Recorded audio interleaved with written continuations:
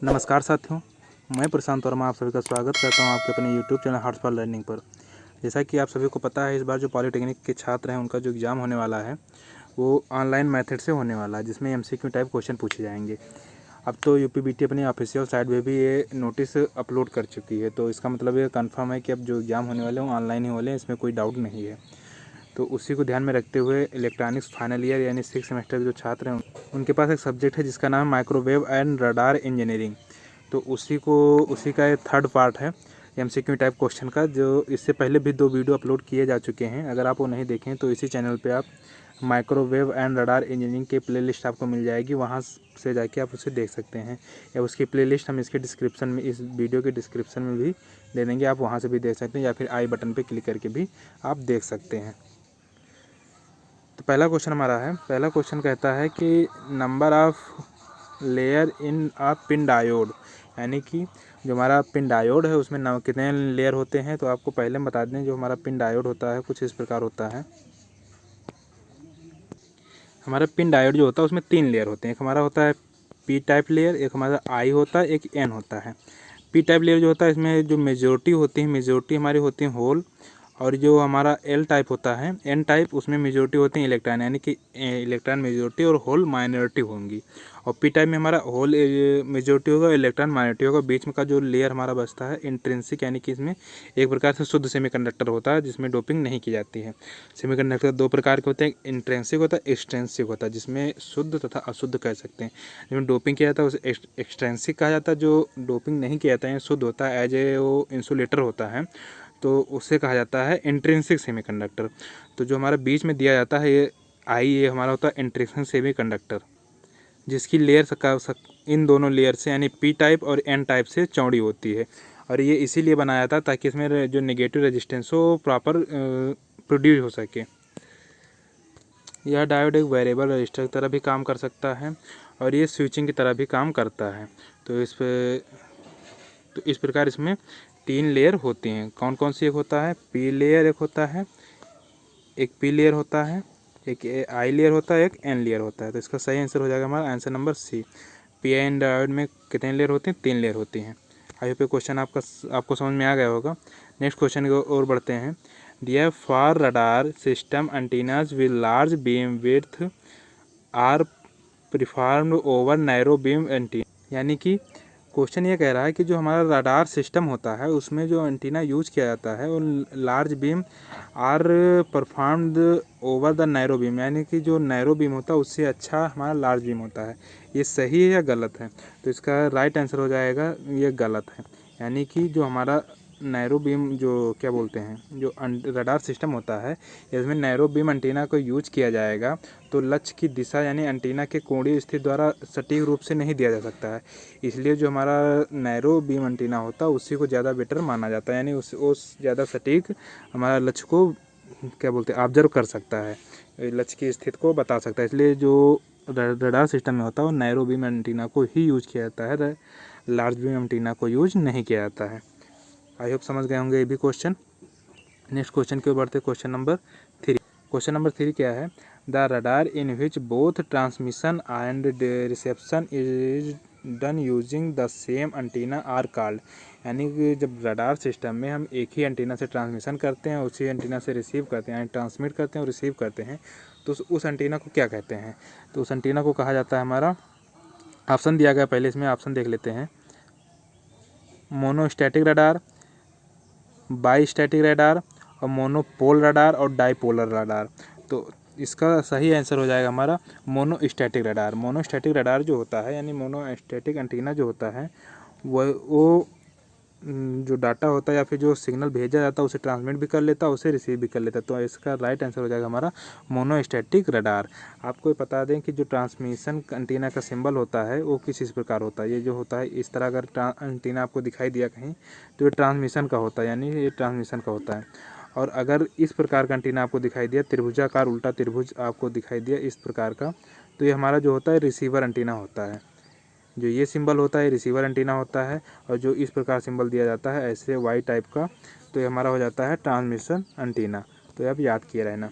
तो जो ऐसा कोई एंटीना जो मतलब रिसीव भी करता है और ट्रांसमिट भी करता है, उस प्रकार के एंटीना को क्या कहा जाता है? मोनोस्टैटिक रडार, यानी ऐसे प्रकार के रडार को मोनोस्टैटिक रडार कहा जाता है। Answer number A is right answer. Next question की ओर बढ़ते हैं। क्वेश्चन नंबर 4 देखते हैं। For applications like missile control ballistic radar are used, यानी कि जो मिसाइल अग्नि नियंत्रक जैसे अनुप्रयोग में द्विस्थितिकी रडार का प्रयोग किया जाता है, बिल्कुल किया जाता है, क्योंकि इसमें जो अगर द्विस्थितिकी रडार का प्रयोग नहीं किया जाएगा, अगर सिंपल रडार का प्रयोग किया जाएगा तो वो क्या करते हैं, सिग्नल को लेकर वो सीधे इलेक्ट्रिक फॉर्म में कन्वर्ट करके वो जो क्या बोलते डेस्टिनेशन होता है वहाँ तक भेजते हैं। और जो द्विस्थितिकी रडार होता है ये एट इज वैसे को वैसे भेजता है, यानी कि थर्मल स्कैनिंग करके ही उसको भेज देता है, तब पता चल जाता है कि वहाँ आग लगी है या फिर क्या लगा हुआ है, मतलब कि क्या प्रॉब्लम वहाँ पे है। जैसे कोई अदर डाटा वो अगर कैप्चर कर रहा है तो उसका एक डॉट या फिर उस तरह के एक ऐसे सिग्नल दे देगा कि यहाँ पे कुछ है, अदरवाइज तो वो सिंपल रडार हो जाता है।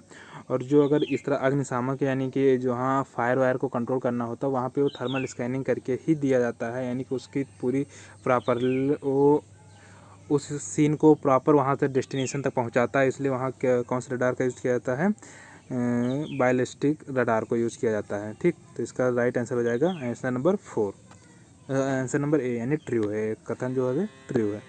नेक्स्ट क्वेश्चन की ओर बढ़ते हैं। Question number 5, which of the following is used amplification of microwave energy, इनमें से किसका उपयोग माइक्रोवेव ऊर्जा के प्रवर्धन के लिए किया जाता है।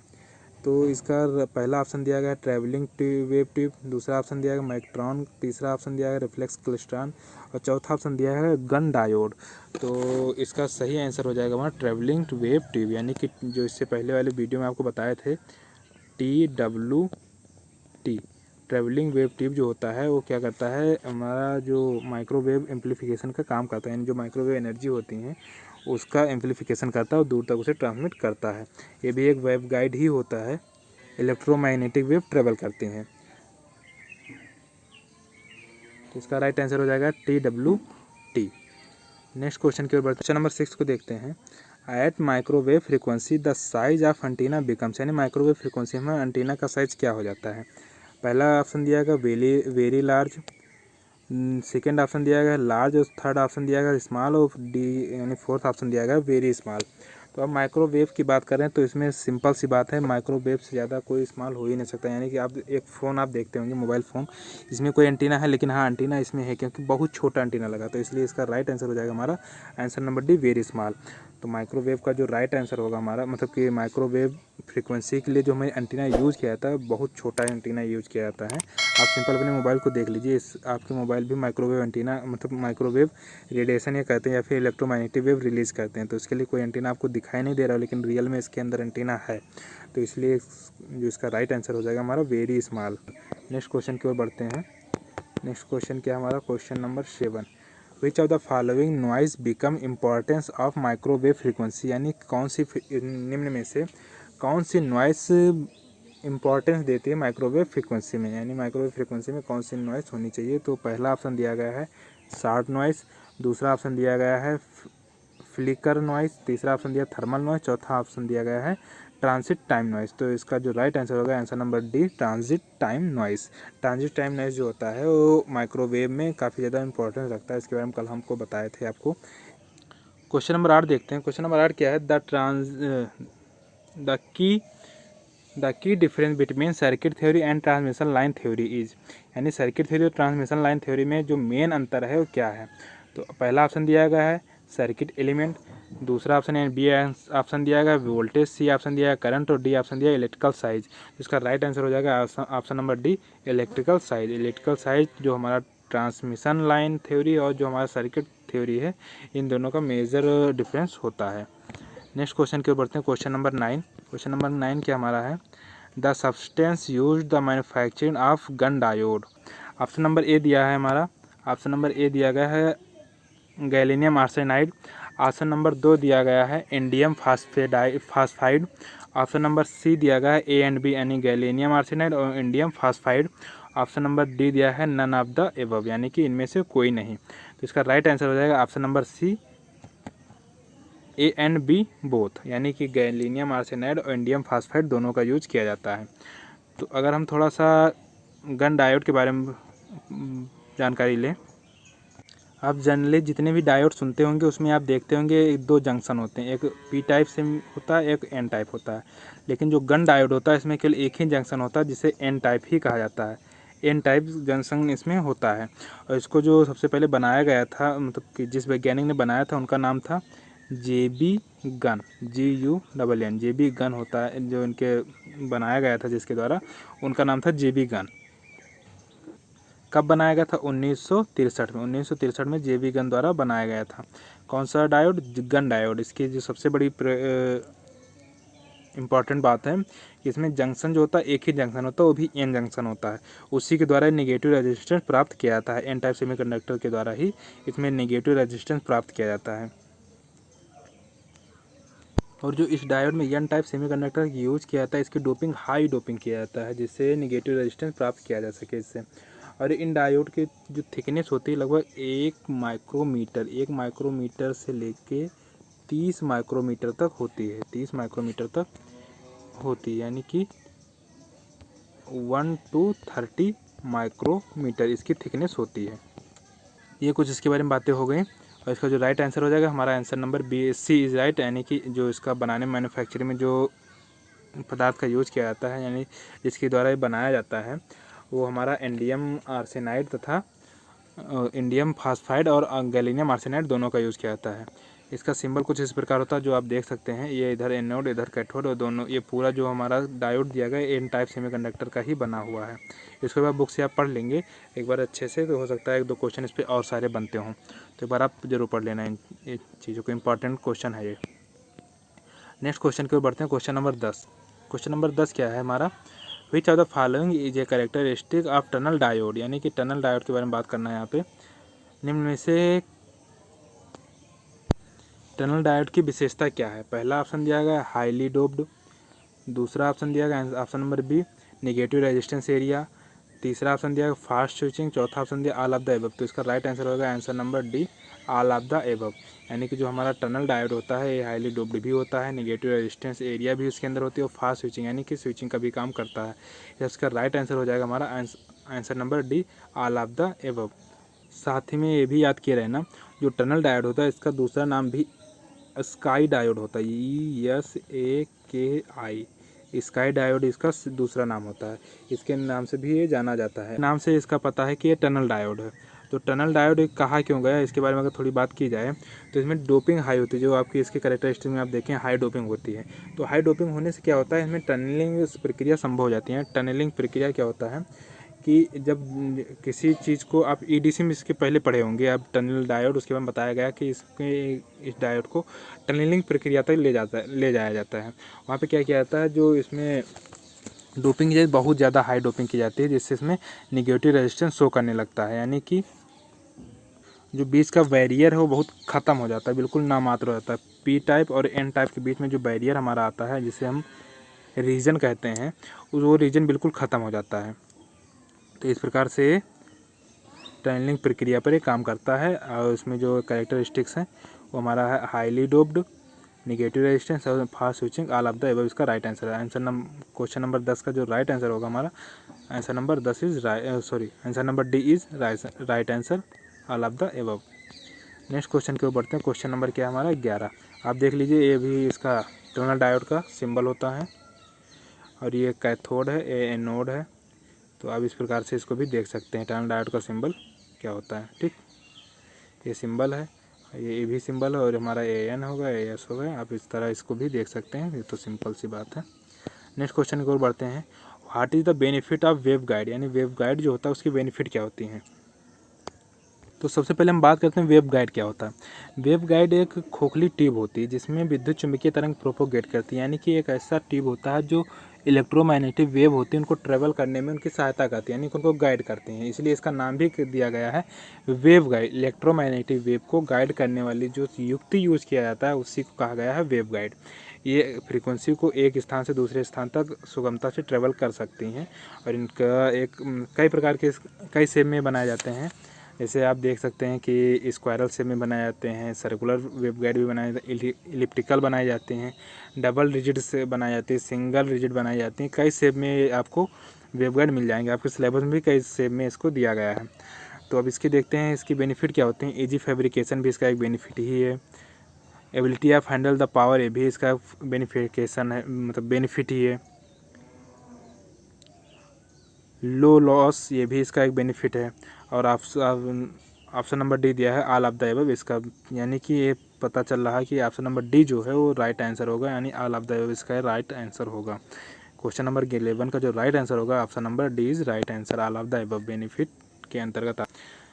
ईजी फैब्रिकेशन है, बनाना आसान होता है और इसकी पावर हैंडल भी अच्छी होती है। और ये भी है कि इसमें निग्लेजिबल पावर लॉस भी होता है और कई सारे इसमें हैं। नो अटेन्यूएशन होता है, यानी कि अटेन्यूएशन भी इसके अंदर नहीं होता। लॉस कम होता है, यानी सस्ता पड़ जाता है। तो ये भी इसके मतलब बेनिफिट हैं वेवगाइड के। और आप भी और सारे याद कर सकते हैं, आपकी बुक में दिया होगा कि हाई SNR होता है, यानी कि सिग्नल टू नॉइस रेशियो इसका हाई होता है। इस प्रकार से आप इसको याद कर सकते हैं। नेक्स्ट क्वेश्चन की ओर बढ़ते हैं। क्वेश्चन नंबर क्या है हमारा 12। क्वेश्चन नंबर 12 दिया गया है ट्रांसमिशन एंटीना इनटू कन्वर्टिंग, यानी ट्रांसमीटर एंटीना जो होता है किस प्रकार की एनर्जी को किस प्रकार की एनर्जी में कन्वर्ट करता है। तो पहला ऑप्शन इसका दिया है इलेक्ट्रिकल पावर को मैग्नेटिक पावर में, इलेक्ट्रोमैग्नेटिक पावर में। दूसरा ऑप्शन दिया है इलेक्ट्रोमैग्नेटिक पावर को इलेक्ट्रिकल पावर में। तीसरा ऑप्शन दिया है इलेक्ट्रिक पावर को एक्सरेज में। और चौथा ऑप्शन दिया है एक्सरेज तो मैग्नेटिक पावर। तो इसमें सच्चाई तो ये है कि ये एक्सरेज इसमें कोई काम ही नहीं करता। जो एंटीना होता है इसमें एक्सरेज का कोई काम, तो ऑप्शन नंबर सी और डी काम खत्म। बचा ए और बी यानी ट्रांसमिशन एंटीना है तो पहले उसको सिग्नल देना पड़ेगा। सिग्नल जो दिया जाएगा वो इलेक्ट्रिकल फॉर्म में ही दिया जाएगा। तो इसका राइट आंसर हो जाएगा हमारा option number A, electrical to electromagnetic wave में, यानी transmitter antenna electrical power into converting electromagnetic power.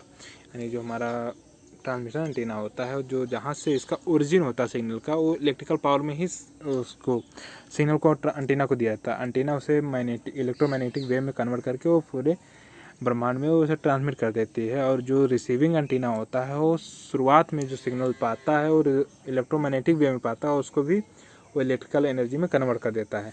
तो एक प्रकार से हम ये कह सकते हैं जो एंटीना होता है इलेक्ट्रिकल एनर्जी को इलेक्ट्रोमैग्नेटिक एनर्जी में और इलेक्ट्रोमैग्नेटिक एनर्जी को इलेक्ट्रिकल एनर्जी में कन्वर्ट करने की एक युक्ति होती है। तथा ये भी कह सकते हैं कि जो एंटीना होता है वो ओरिजिन यानी कि जहाँ से हमें डाटा ट्रांसमिट करना है और डेस्टिनेशन जहाँ हमें डाटा रिसीव करना है, इन दोनों के बीच में कपलिंग का काम करता है। यानी इन दोनों को वायरलेस से कपल करता, आपस में जोड़ता है। तो भी एक एंटीना का परिभाषा हो सकती है। तो आई होप ये आंसर नंबर 12 आपको समझ में आ गया। नेक्स्ट क्वेश्चन के बढ़ते हैं। नेक्स्ट क्वेश्चन हमारा 13 नंबर है। 13 नंबर क्वेश्चन क्या है, what is the plural of antenna, यानी एंटीना का बहुवचन क्या होता है। ये क्वेश्चन लेने का मकसद ये रहा कि जैसे आप वो सीजर्स पढ़ते हैं, सीजर यानी कैंची, तो कैंची का बहुवचन भी सीजर्स होता है और उसी प्रकार उसका जो सिंगुलर होता है वो भी सीजर्स ही होता है। क्यों होता है, क्योंकि उसमें हमेशा दो कैंची कभी एक मिलके कैंची नहीं बनती, यानी उसमें दो धार हमेशा रहेंगी। उसी प्रकार आप गूगल देखते हैं, यानी गूगल्स जो हमारा चश्मा होता है गॉगल्स कहते हैं, गॉगल्स भी हमेशा प्लूरल के रूप में भी गॉगल्स लिखा जाता है और जो सिंगुलर होता है उसमें भी गॉगल्स लिखा है, क्योंकि उसमें एक चश्मा एक लेंस या फिर एक शीशा लगा के हम गॉगल्स नहीं बना सकते, उसका प्लूरल हमेशा वही होगा। तो इसी प्रकार से जो एंटीना होता है, एंटीना में कई सारी छड़ें लगी होती हैं, इस प्रकार से उसका जो प्लूरल होता है वो क्या होता है, ये सोचने वाली बात है जो। तो आप देख लें पहला ऑप्शन क्या हमारा एंटीनाज है, दूसरा ऑप्शन हमारा एंटीने है और चौथा ऑप्शन दिया गया है बोथ ए एंड बी यानी पहला और दूसरा, और डी ऑप्शन दिया है नन ऑफ द एबव यानी इनमें से कोई नहीं। तो इसका राइट आंसर हो जाएगा आंसर नंबर ए एंटीनाज। इजी क्वेश्चन है, आप इसका आंसर कर सकते हैं। तो नेक्स्ट क्वेश्चन की ओर बढ़ते हैं। Question number 14, what is the frequency range of band x band used in radar, यानी कि रडार में जो एक्स बैंड होती है उसकी फ्रीक्वेंसी रेंज क्या होती है। इसमें पहला ऑप्शन दिया गया है, पहला ऑप्शन आप देख सकते हैं 4 to 8 गीगाहर्ट्ज़, दूसरा ऑप्शन दिया 1 to 2 गीगाहर्ट्ज़, तीसरा ऑप्शन दिया है 4 to 8 गीगाहर्ट्ज़, ये तो दो बार रिपीट हो गया है, और चौथा ऑप्शन दिया गया है 8 to 12.5 गीगाहर्ट्ज़।